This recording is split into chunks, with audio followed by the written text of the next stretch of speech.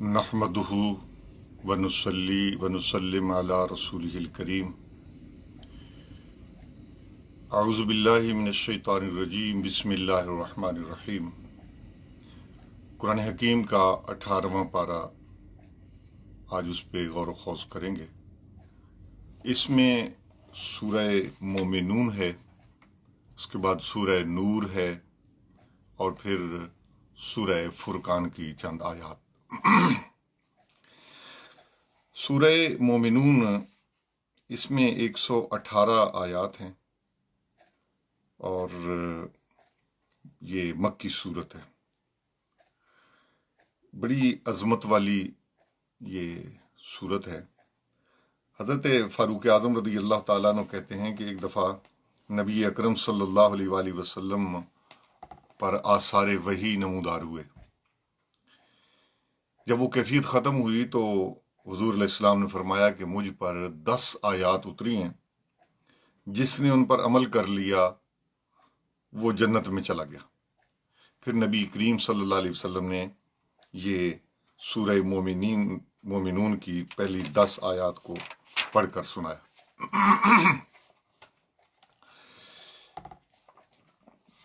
इस सूरत का आगाज़ मोमिनीन की सिफात से हुआ। फिर अल्लाह ताला ने अपनी बाज़ नेमतों का जिक्र किया जो इंसानों को दी गई। फिर हज़रत नूह अलैहिस्सलाम का जिक्र किया गया और उसके बाद तमाम अंबिया किराम की जो मसाई जमीला हैं उनका तज़किरा किया गया। फिर मोमिनीन की सिफात का एक हसीन गुलदस्ता पेश किया गया। तो आइए ज़रा मोमिनीन की सिफात की तरफ चलते हैं। 18वें पारे की पहली आयत है। फरमाया क़द अफ़लहल मोमिनून, बिलाशुबा मोमिनीन कामयाब हो गए। अल्लज़ीना हुम फ़ी सलातिहिम ख़ाशिऊन, जो अपनी नमाजों में आजिज़ी करते हैं। वल्लज़ीना हुम अनिल लग़्व मोरिदून, और जो बेकार बातों से मुंह फेरते हैं। वल्लज़ीना हुम लिज़्ज़कात फ़ाइलून, और जो ज़कात अदा करते हैं और जो अपनी शर्मगाहों की हिफाजत करते हैं। तो मोमिनीन की जो पहली सिफ्त है वो बयान हुई कि वो जब नमाज पढ़ते हैं तो खुशू खुजू से काम लेते हैं। हज़रत अबू हुरैरा रज़ी अल्लाह ताला अन्हु कहते हैं कि जब तुम इबादत करो तो यूं कि जैसे तुम अल्लाह को देख रहे हो, और अगर तुम अल्लाह को नहीं देख सकते तो फिर ये तसव्वुर कर लो कि अल्लाह तुम्हें देख रहा है। और नबी करीम सल्लल्लाहु अलैहि वसल्लम ने कुर्ब क़यामत की एक निशानी बयान की है। इरशाद फरमाया कि मस्जिदें नमाजियों से भरी होंगी और किसी के दिल में खुशू ना होगा। शायद आज ये वही ज़माना आ गया कि नमाजें बस हम रस्मन पढ़ते हैं और जो नमाज में खुशू और खुजू यानी कि आजिज़ी और इनकिसारी। अच्छा, अब कुछ मिसालें मैं अर्ज़ करना चाहता हूँ। सहाबा किराम रिदवानुल्लाह ताला अलैहिम अजमईन में से हज़रत सिद्दीक़ अकबर रज़ियल्लाहु ताला अन्हु जब नमाज पढ़ते थे यूं खड़े होते जैसे ज़मीन में कोई लकड़ी गड़ गई हो। हज़रत फ़ारूक आज़म पे आप जानते हैं, जब अबू लोलो जो मजूसी था उसने हमला किया, आपके पेट में खंजर के 6 वार किए। आप मुसल्ला से गिर कर तड़पने लगे। नज़दीक था कि लोग अपनी नमाजें तोड़ देते। ऐसी में हज़रत अब्दुर्रहमान बिन औफ आगे बढ़े और उंगली का इशारा से हुक्म दिया कि आगे बढ़ो और नमाज पढ़ाओ। हज़रत फ़ारूक आज़म ने, आपकी अंतड़ियां बाहर आ गई थीं, लेकिन आपने अपने अंतड़ियों को यूं अपने हाथ से दबा रखा और जो है ना वो अपने पाँव के बल बैठ गए और यूं इशारे करके आपने अपनी नमाज को मुकम्मल किया। ये हैं फ़ारूक आज़म रज़ी अल्लाह ताला। हज़रत उस्मान गनी की जो आजिज़ी खुशू और खुजू था उसका अंदाज़ा इस तरह लगा लें कि एक बार आपने एक ही रकत में अलहम्द से लेकर वन्नास तक सारे का सारा कुरान मजीद पढ़ दिया। क्या वो शौक और शौक होगा। हज़रत अली करमल्लाहुल करीम जब नमाज शुरू करते, चेहरा जर्द हो जाता, जिस्म पर कपकपी तारी हो जाती। लोगों ने आपसे इसका सबब पूछा تو آپ نے فرمایا امانت کے ادا کرنے کا وقت آیا ہے. جس کو اللہ نے آسمانوں زمینوں پہاڑوں پر پیش کیا ان اس کے اٹھانے سے معذوری کر دی اور میں اس امانت کو اٹھا رہا ہوں. حضرت عبداللہ بن زبیر گھر میں نماز پڑھ رہے تھے کہ اتنے میں ایک سانپ آیا اور ان کے چھوٹے بچے کے جسم کے ساتھ لپٹ گیا. گھر میں شور مچ گیا. لوگوں نے بڑی کوشش سے سانپ کو مارا. حضرت عبداللہ بن زبیر نماز سے فارغ ہوئے. پوچھا شور کیا تھا؟ ان کی بیوی نے کہا اللہ پر رحم کرے، آپ کے بچے کی جان جانے والی تھی اور آپ کو خبر ہی نہیں تھی. آپ نے فرمایا اگر میں ادھر توجہ دیتا تو نماز کیسے باقی رہتی. اللہ اکبر.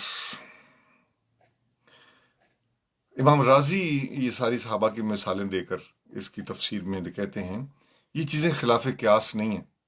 اگر زنان مصر نے اس نے یوسف کو دیکھ کر اپنے ہاتھ کاٹ لیے تو جو بندہ اپنے خالق حقیقی کے حسن میں مستغرق ہو تو اسے اپنے جسم کے ٹکڑے ہوتے ہوئے کیسے پتہ چلے گا؟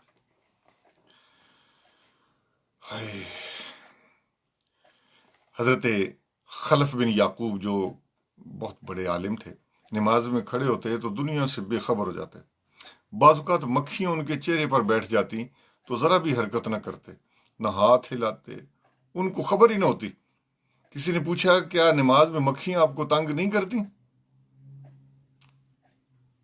فرمایا فاسق لوگ حکومت کے کوڑے کھاتے ہیں اور حرکت نہیں کرتے بلکہ فخر سے بتاتے ہیں کہ میں نے اتنے کوڑے کھائے اور میں ہلاک نہیں ہوا، تو میں اپنے رب کے سامنے کھڑا ہوں اور ایک مکھی کی وجہ سے حرکت کروں. امام اعظم ابو حنیفہ رحمۃ اللہ علیہ جو ہمارے امام ہیں نماز پڑھ رہے تھے، سانپ چھت سے گرا، لوگ ادھر ادھر بھاگے مگر آپ نماز میں مشغول رہے. یہ ہے نماز کہ مومن کی قد افلح المومنون، کامیاب ہوئے مومن. ان کی جو پہلی صفت ہے وہ ہے الذین هم فی صلاتہم خاشعون. اب ہم نمازیں پڑھتے ہیں تو جناب جسم پہ خارش شروع ہو جاتی ہے، داڑھی کے بال ہم درست کرتے ہیں، جسم پہ خارش شاید ہمیں نماز کے دوران شروع ہوتی ہے، نماز میں ہلتے ہیں جلتے ہیں. جی یہ خشوع نہیں ہے. خشوع یہ ہے جو صحابہ کرام رضوان اللہ تعالیٰ علیہ مجمعین کی. اچھا نماز میں خشوع یہ ہے ظاہری کہ نمازی کے اعضاء نماز میں پرسکون ہو، وہ اپنے لباس داڑھی اور دیگر اعضاء سے کھیلتا نہ ہو، دائیں بائیں نظریں گھمانے کی کوشش نہ کرے اور ہر رکن کو ٹھہر ٹھہر کر ادا کرے. اور باطنی خشوع یہ ہے کہ وہ تمام امور جو نماز کے خشوع اور حضور قلب میں مخل ہوں انہیں نماز سے پہلے دور کر لیا جائے. مثلا بھوک لگی ہے پہلے کھانا کھا لیا جائے، اگر سردی یا گرمی لگ رہی ہو تو پہلے ان کے دفاع کا بندوبست کر لیا جائے، اگر جوتا یا کوئی دوسرا سامان غیر محفوظ ہے تو اس سے حفاظت کا انتظام کیا جائے تاکہ دوران نماز دل و دماغ میں نماز ہی کی طرف متوجہ ہو. پھر بندہ اگر نماز پڑھتے ہوئے قرآنی آیات پر غور کرے، اس کے معنی پر غور کرے تو اس سے بھی نماز کے اندر خشوع و خضوع یہ پیدا ہو جاتا ہے. تو یہ مومن کی پہلی صفت بیان ہوئی. ان کی دوسری صفت یہ بیان ہوئی فرم والذین هم لفروجہم حافظون، اور جو اپنی شرمگاہوں کی حفاظت کرتے ہیں. مومنین کی یہ صفت ہے جو اللہ رب العزت نے قرآن حکیم کے اندر بیان فرمائی. اللہ اکبر. نبی کریم صلی اللہ علیہ وسلم کی ایک حدیث ہے، حضور نے صرف اپنے دور میں صحابہ کرام کو جنت کی خوشخبریاں نہیں دی ہیں، عشرہ مبشرہ کو. جی حضور نے فرمایا میرے ابو بکر جنت میں، عمر جنت میں، عثمان جنت میں، علی جنت میں. کئی صحابہ کی جنت حضور نے دیکھی معراج پہ دنیا میں آ کر بتائی. اپنے بعد میں آنے والے غلاموں سے کہا کہ میں تمہیں جنت کی ضمانت دیتا ہوں. میں یضمن لی، جو مجھے دو چیزوں کی ضمانت دے دے، ما بین لحیہ ہے و ما بین رجلہ ہے، جو اس کے دو جبڑوں کے درمیان ہے، اپنی زبان کی حفاظت کرنا. زبان کی ضمانت دے مجھے. ہم لوگ جھوٹ بولتے ہوئے، منافقت کرتے ہوئے، خوشامد کرتے ہوئے باز نہیں آتے، تو یہ زبان تباہی کر دیتی ہے بندے کی. تو فرمایا زبان کی حفاظت کرو اور اپنی شرمگاہ کی حفاظت کرو. جو ان دو چیزوں کی میں محمد رسول اللہ کو ضمانت دے دے، ازمن اللہ الجنہ، میں محمد رسول اللہ اس کو جنت کی ضمانت دیتا ہوں، یہ قیامت تک آنے والے لوگوں کے لیے. تو یہ قرآن نے مومنین کی یہ صفت بیان کی. اچھا، اس کا ایک مفہوم یہ ہے کہ مومنین اس بری صحبت، برے دوستوں اور برے کاموں سے دور رہتے ہیں جو انہیں زنا اور بے حیائی کے کاموں میں مبتلا کر دیں، جیسے حیا سوز گانے سننا، فلم دیکھنا، نامحرم عورتوں کے ساتھ تنہائی میں بیٹھنا. یہ ساری چیزیں یہ مومن کے لیے ممنوع قرار دی گئی. اگلی ان کی یہ صفت بیان ہوئی، فرمایا والذین هم لاماناتہم وعہدہم راعون، اور جو اپنی امانتوں اور وعدوں کی پاسداری کرتے ہیں. وعدہ اگر کیا جائے کسی سے، پھر کچھ بھی ہو جائے اس کو پورا کرنا. اور والذین هم علی صلاتہم یحافظون، اور جو اپنی نمازوں کی حفاظت کرتے ہیں. اولئک هم الوارثون، وہی لوگ وارث ہیں. الذین یرثون الفردوس، جنت الفردوس کے وارث ہوں گے. ہم فیہا خالدون، وہ اس میں ہمیشہ رہیں گے. مومنین کی پانچویں اور چھٹی صفت یہ ہے کہ امانت کی ادائیگی، وعدے کی پاسداری. یاد رہے کہ یہ پاؤں، یہ آنکھیں، کان، دیگر اعضاء ہمارے پاس اللہ تعالیٰ کی دی ہوئی امانت ہے. ہم انہیں اللہ کی مرضی کے خلاف استعمال نہیں کر سکتے، ورنہ ہم امانت میں خیانت کریں گے. تو اللہ سے خیانت سب سے بڑی خیانت ہے. اس کے بعد عوام المسلمین کی اجتماعی امانت، مثلا سرکاری املاک ہیں، اموال میں، ان میں خیانت کا درجہ سب سے بڑا ہے. افسوس، آج ہمارے نام نہاد مسلم حکمران، سرکاری افسران، سرکاری خزانوں کو دونوں ہاتھوں سے بقدر ہمت لوٹ رہے ہیں. یہ حقوق العباد میں سب سے بڑی خیانت ہے. اس کے بعد کسی مسلم یا غیر مسلم کی انفرادی امانت میں خیانت کا درجہ ہے، جبکہ وعدے کی پاسداری میں بھی آج مسلمانوں کی حالت بڑی نازک ہے. اچھا، مومنین کی جو صفت ہے ساتویں، وہ یہ ہے کہ نمازوں کی حفاظت کرتے ہیں. اس سے مراد یہ کوئی ایسا عمل نہ کیا جائے جس سے نمازیں ضائع ہو جائیں. مثلا دکھاوے سے نمازیں اور دیگر نیکیاں برباد ہو جاتی ہیں. اسی طرح دوسرے کی غیبت کرنے، ان کا مال کھانے اور ان کی دل آزاری کرنے سے بھی نیکیاں ضائع ہو جاتی ہیں. حدیث میں ہے، جس نے نماز روزے کے ساتھ لوگوں سے دھوکہ دہی، گالی گلوچ، تہمت زنی کی، اس کی نیکیاں لوگوں میں بانٹ دی جائیں گی. اگر اس سے حساب برابر نہ ہوا تو لوگوں کے گناہ اس کے کھاتے میں ڈال دیے جائیں گے. نبی کریم صلی اللہ تعالیٰ علیہ وآلہ وسلم نے ایک دفعہ صحابہ سے یہ سوال کیا کہ میرے صحابہ، اللہ اکبر، حضور نے کیسی تربیت کی اپنے صحابہ کی. اللہ اکبر. حضرت ابو ہریرہ کہتے ہیں کہ ہر انسان کی دو منزلیں بنائی گئی ہیں، ایک جنت میں، ایک دوزخ میں. جب کوئی شخص کفر پہ مر کر دوزخ میں چلا جاتا ہے تو اہل جنت اس کی جنتی منزل کے وارث ہو جاتے ہیں. اور بعض حدیث کے مطابق جب کوئی ایمان پہ مرتا ہے تو اس کی جہنمی منزل کفار کو دے دی جاتی ہے. حضور علیہ السلام نے فرمایا کہ جس نے اپنے وارث کو میراث سے محروم کیا وہ جنتی وراثت سے محروم ہو جائے گا. جی، اپنی وراثت سے اپنی اولاد کو، بالکل اپنی بچیوں کو محروم کر دینا، یہ بھی بندہ مومن کی شان نہیں ہے. ٹھیک ہے جی. اس کے بعد ہم آیت نمبر 97 کی طرف جاتے ہیں. یہ ہے وَقُلْ رَبِّ أَعُوذُ بِكَ مِنْ هَمَزَاتِ الشَّيَاطِينِ وَأَعُوذُ بِكَ رَبِّ أَنْ يَحْضُرُونِ.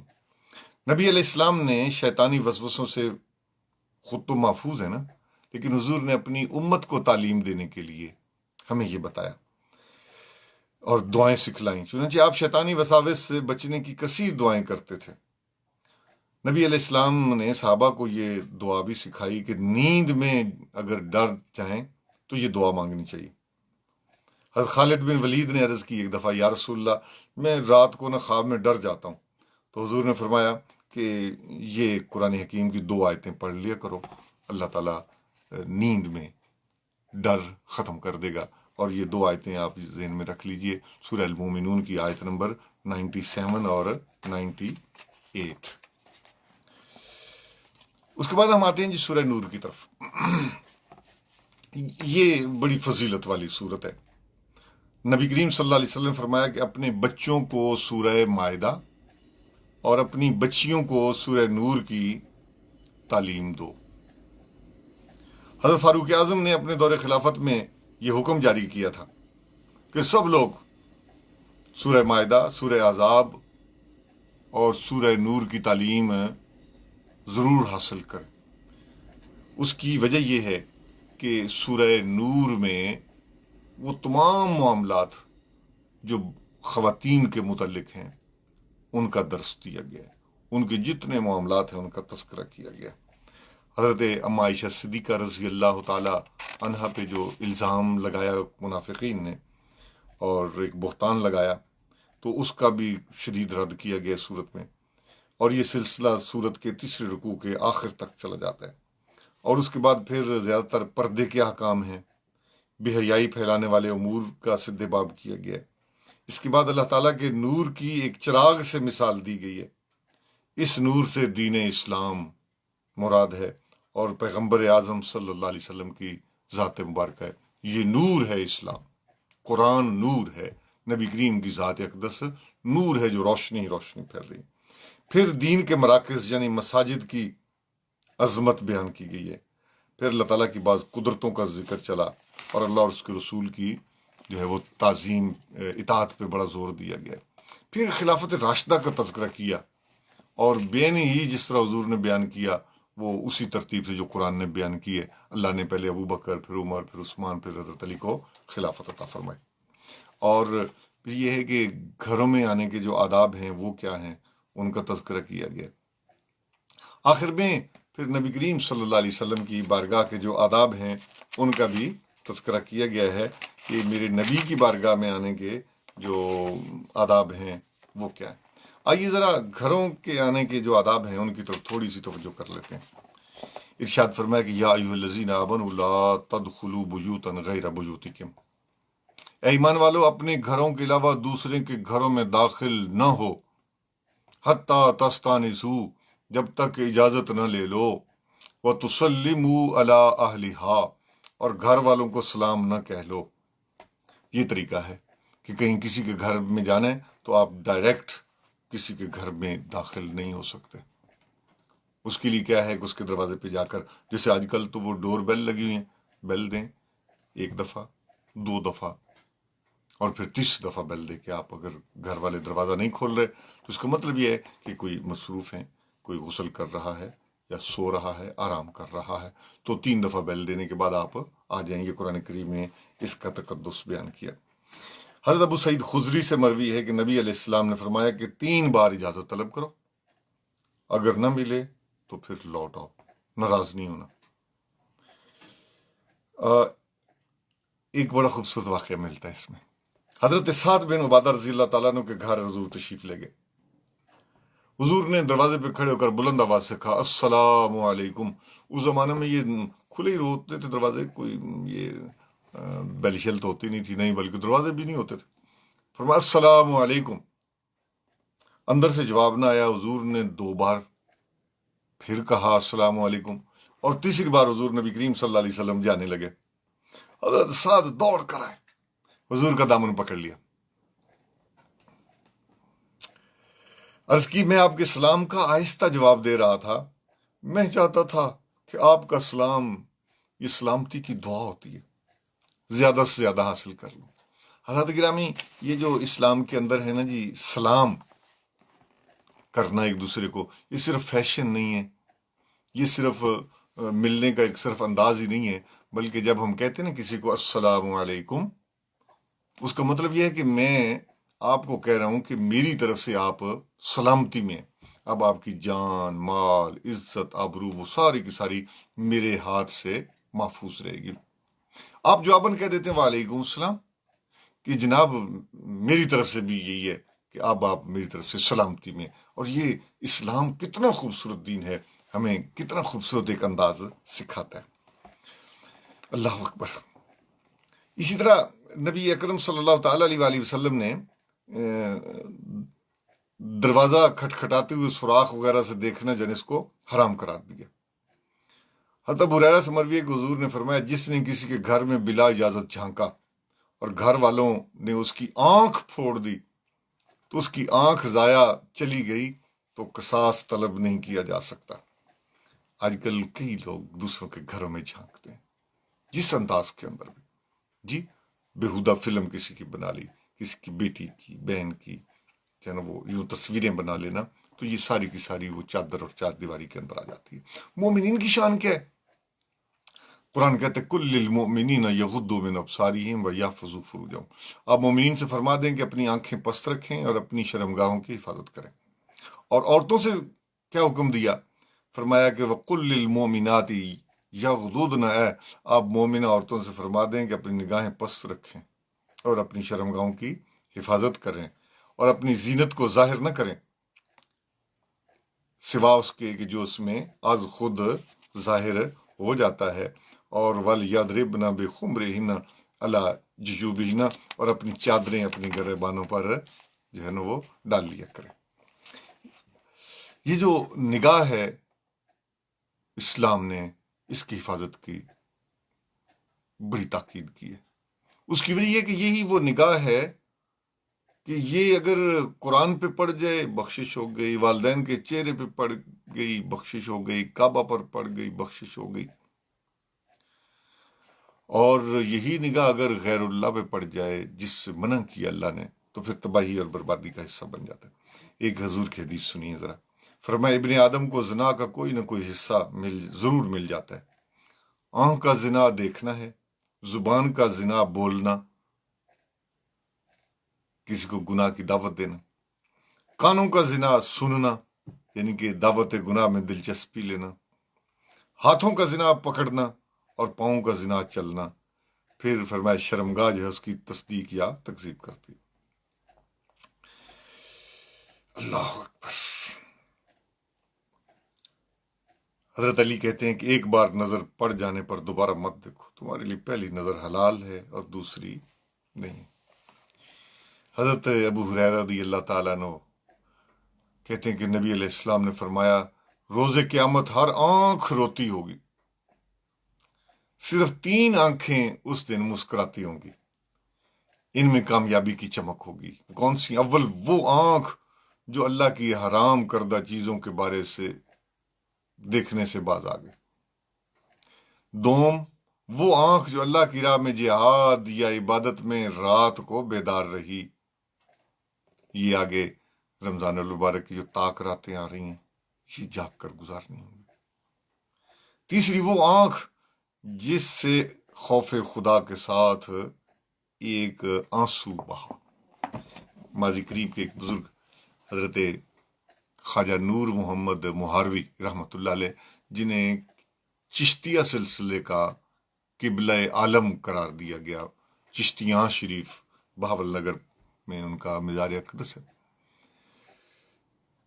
آپ کا ایک خادم آپ کی خدمت میں حاضر ہوا، کہنے لگا کہ حضور غیر محرم پر نظر پڑ جاتی ہے تو اس کی سزا کیا ہے؟ آپ نے فرمایا اچھا کل آنا، پھر مسئلہ بتائیں گے۔ اس نے رات کو خواب میں دیکھا کہ ایک بہت بڑا برتن کڑا آگ کے اوپر رکھا ہوا ہے، اس کے اندر تیل گرم ہے، اور ٹوکریاں بھر کر یہ آنکھوں کے ان کی جو ہے نا یہ آنکھیں ٹوکریوں کی ٹوکریاں اس میں ڈالی جا رہی ہیں، لا کر رکھی جاتی ہیں۔ اس نے پوچھا کہ یہ کیا ہو رہا ہے؟ کہنے لگے یہ وہ آنکھ ہے جو غیر محرم پر پڑتی تھی، ان کو یہ سزا دی جا رہی۔ صبح ہوئی، فجر کی نماز پڑھ کر حضرت عموماً لوگوں سے خواب پوچھتے تھے۔ اس نے پھر وہی مسئلہ پوچھا، حضور کل میں نے مسئلہ پوچھا تھا، آپ نے کہا تھا کہ کل بتائیں گے۔ حضرت خواجہ نور المحاروی رحمۃ اللہ علیہ فرمانے لگے جو رات کو دیکھا ہے اس پہ یقین نہیں آیا. حضرت گرامی آنکھوں کی حفاظت کرنا، نگاہوں کا خیال کرنا، زبان کا خیال کرنا، ہاتھ کا. اس لیے نبی کریم صلی اللہ علیہ وسلم فرمایا کہ اپنے بچوں کو سورہ مائدہ، اپنی بچیوں کو سورہ نور یہ سکھائیں. اللہ رب العزت ہمیں قرآن حکیم پر عمل پیرا ہونے کی توفیق نصیب فرمائے. اللہم صلی وسلم دائما ابدا علی حبیبک خیر الخلق کلہم یا رب بالمصطفیٰ بلغ مقاصدنا واغفر لنا ما مضی یا واسع الکرم. پاک پروردگار قرآن حکیم کو پڑھنے، سمجھنے اور عمل کی توفیق عطا فرما. رمضان المبارک کی مقدس ساتیں جو باقی ہیں ان میں اپنی بندگی کی توفیق نصیب فرما. قرآن حکیم کو بار بار پڑھنے کی توفیق عطا فرما. میرے مالک قرآن سے تعلق مضبوط کرنے کی توفیق عطا فرما. پروردگار عالم ہماری بخشش فرما، ہماری بخشش فرما. کوتاہیوں کو معاف فرما. ہماری مسجدوں کو دوبارہ آباد فرما. یا اللہ ہم سے راضی ہو جا، اپنے حبیب کا واسطہ ہم سے راضی ہو جا. یا اللہ یہ سارے عیب ہمارے اندر پائے جاتے ہیں، مومنین کی صفات یا اللہ وہ ہمارے اندر نہیں پائی جا رہی. کرم فرما، کرم فرما اپنے حبیب کا واسطہ. یا اللہ ہم گنہگار ہیں، یا اللہ ہمارے گناہوں کو معاف فرما، ہماری غلطیوں کو معاف فرما. اے پروردگار جو پریشان ہیں ان کی پریشانیوں کو دور فرما. اے پروردگار اپنے حبیب کے وسیلہ جلیلہ سے کرم کی نگاہ فرما دے. سمعنا واطعنا غفرانک ربنا والیک المصیر. صلی اللہ علیہ وسلم محمد وآلہ وصحبہ برحمتک یا ارحم الراحمین.